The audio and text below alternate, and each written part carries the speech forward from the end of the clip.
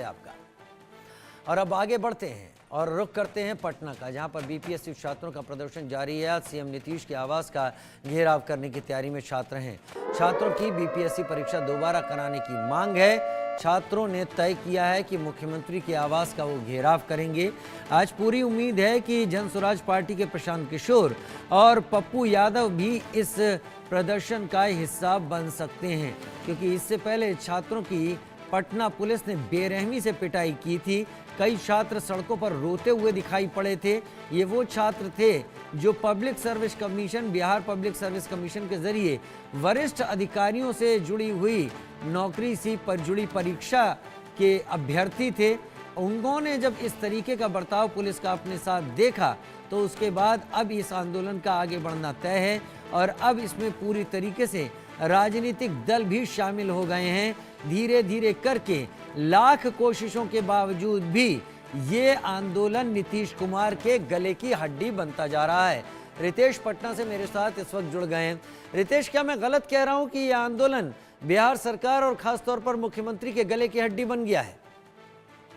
अब बिल्कुल सही कह रहे हैं आप, क्योंकि देखिए कि चुनावी साल है और कोई भी कोर कसर जेडीयू इस बार छोड़ना नहीं चाह रही है। 2010 के प्रदर्शन को ही वो रिपीट करना चाह रही है। लेकिन ऐसे में जिस तरह से छात्रों का प्रदर्शन लगातार आगे बढ़ रहा है, वो कहीं ना कहीं अब नीतीश सरकार के गले की फांस बनती हुई जा रही है। क्योंकि अब धीरे धीरे एक परसेप्शन जरूर सेट हो गया है कि नीतीश सरकार जो है वो छात्रों की सुनती नहीं है। छात्रों की जो भी मांगे हैं, जो भी समस्याएं हैं, इसको लेकर सरकार जो है वो गंभीर नहीं है। क्योंकि 15 दिन हो गए हैं छात्रों को आंदोलन करते हुए, और इन 15 दिनों की अगर बात करें तो तकरीबन 3 से 4 बार उन पर लाठीचार्ज हुई है। छात्र जो हैं वो बार बार सबूत के साथ सामने आ रहे हैं। उनका जो डेलीगेशन है, वो जो राज्य के चीफ सेक्रेटरी हैं, उनसे भी उन्होंने मुलाकात की, और उसके बावजूद भी कुछ निकलकर सामने नहीं आ रहा है। बीपीएससी का रवैया जो है वो अड़ियल है। बीपीएससी किसी भी सूरत में री एग्जामिनेशन के लिए मान नहीं रहा है।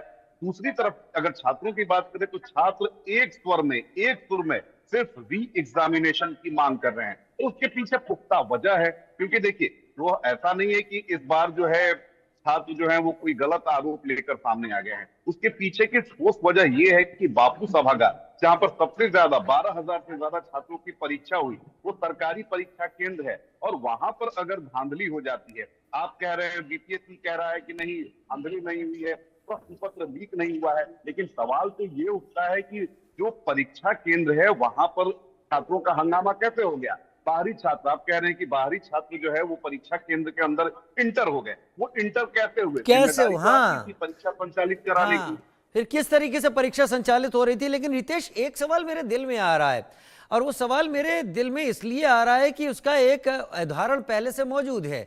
यूपी पीएससी में भी प्रयागराज में ऐसी स्थिति आई थी। उत्तर प्रदेश सरकार ने और यूपी पीएससी ने कुछ दिन बाद ही बहुत सही कदम उठाते हुए चीजों को इस तरीके से किया कि छात्रों के हक में भी हो गया, प्रदर्शन भी समाप्त हुआ, ना इस तरीके के लाठीचार्ज और ऐसी मार पिटाई की नौबत आई और स्थितियां सामान्य हो गई।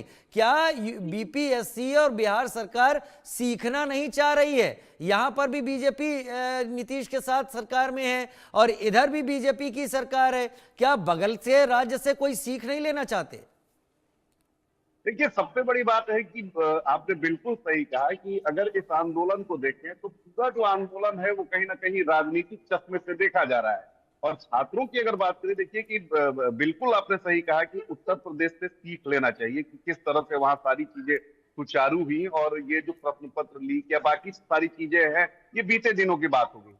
ऐसा नहीं है। बीपीएससी पर सवाल इसलिए भी उठ रहा है कि 2022 में परीक्षा हुई, उस समय भी बीपीएससी ने कहा कि नहीं प्रश्न पत्र लीक नहीं हुआ है, और बाद में क्या हुआ, पूरे देश में बीपीएससी की किरकिरी हुई और परीक्षा कैंसिल करना पड़ा।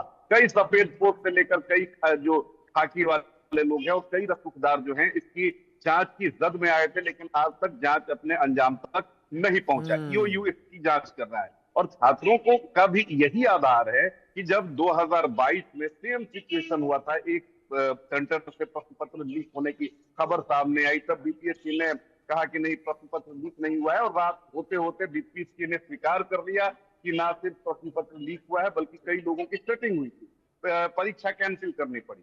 तो अब छात्रों का कहना है, उसी आधार को वो सामने लाकर कह रहे हैं कि जब 2022 में आपकी साख पर बट्टा लग जाता है, 2024 में जब सारे साक्ष्य और सबूत के साथ सामने आ रहे हैं, तो आखिर बीपीएससी क्यों अड़ा हुआ है, उसका रवैया क्यों अड़ियल है। और छात्रों का साफ तौर पर कहना है कि कहीं ना कहीं कोचिंग की मिली भगत है, जो पब्लिक डोमेन में चीजें आनी चाहिए वो नहीं आ पाती। लेकिन कल इंडिया न्यूज में हमने इस पर डिबेट भी किया था और हम छात्रों के बीच पहुंचे थे। छात्रों ने कई सारी चीजों को हमें ऑफ कैमरा दिखाया जो पुख्ता कर रहा है कि धांधली हुई है, और धांधली जो है वो बड़े पैमाने पर हुई है। और अब इसी पर सवाल उठ रहा है कि आखिर बीपीएससी जब सारी चीजें सामने आ चुकी है, आप एक ही जो परीक्षा केंद्र है वहां पर परीक्षा दोबारा कराए जाने की मांग कर रहे हैं, तो अगर एक छात्र के लिए भी धांधली हुई तो वो धांधली है। और ऐसे में छात्रों की एकमात्र मांग है कि अगर एक व्यक्ति को भी फायदा पहुंचाने के लिए इस तरह की धांधली बीपीएससी की तरफ से हुई है, तो पूरी परीक्षा कैंसिल किए जाने में आखिर बीपीएससी को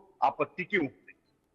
पूरी परीक्षा कैंसिल करने में आपत्ति क्यों? क्या आज कुछ लग रहा है? क्योंकि आज मुख्यमंत्री के आवास का घेराव करने की बात है, आज प्रशांत किशोर के जुटने की बात है, आज पप्पू यादव के जुटने की बात है। क्या आज भी लाठीचार्ज हो सकता है?